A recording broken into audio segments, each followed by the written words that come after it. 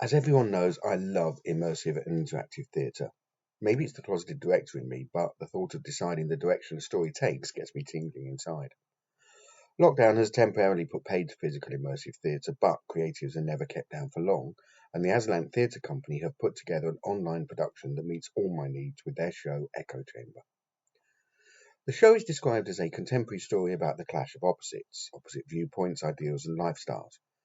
Successful conservative businessman Paul, played by Oliver McFadden, is confronted with a dangerous realization that threatens his reputation and calls into question his whole worldview. The reason behind it? A chance encounter with his polar opposite, the unapologetically queer anarchist liberal Drew, played by Isaac Hesketh. Reading this, I was intrigued, so I logged on, sat back, and prepared to make some decisions. Now, after a fascinating opening sequence with Agatha, played by Sophie McLean, in voiceover, talking about the nature of truth and choices, I had to make my first one. Do I trust Drew or Paul? I'm not going to tell you which way I went, but my journey then began with a bit of Brittany and Lady Gaga. From there, we followed the story of these two, and I can't really tell you much more than that. Like every immersive experience, it is very individual and totally depends on the choices that you, as the viewer, make. The difference between this and a standard production is you're not physically there, so in that respect, it is very different to something like, for example, The Drowned Man, where you are physically involved. This is in some respects easier, as you get to sit down and can pause the action if you want time to consider your decision. And believe me, it's not always a simple choice. A couple of times I really agonized over which way to go, and even now I'm not sure I made the right choice, but, as Agatha says, once you've made your decision, you have to see how things play out. In this respect, it's really like real life, only here it was someone else's future I was playing with, not my own. Written by Antonia Georgieva and Oliver McFadden, who were also co-directors, the story was not what I thought it was going to be. Indeed, I don't think I could have guessed anything about it in advance.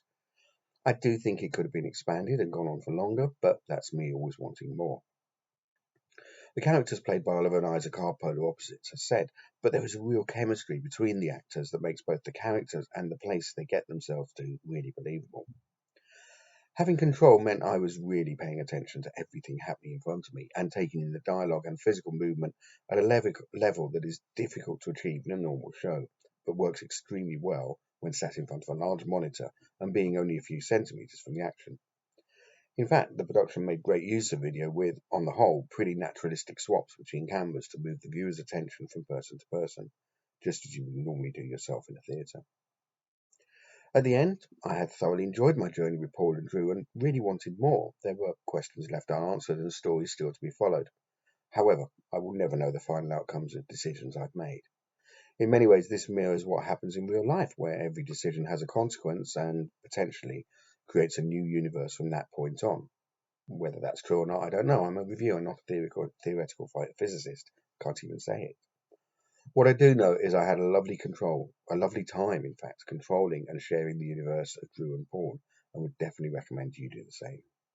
I gave it 4 stars on the London Theatre1 website, and details of the show are available below.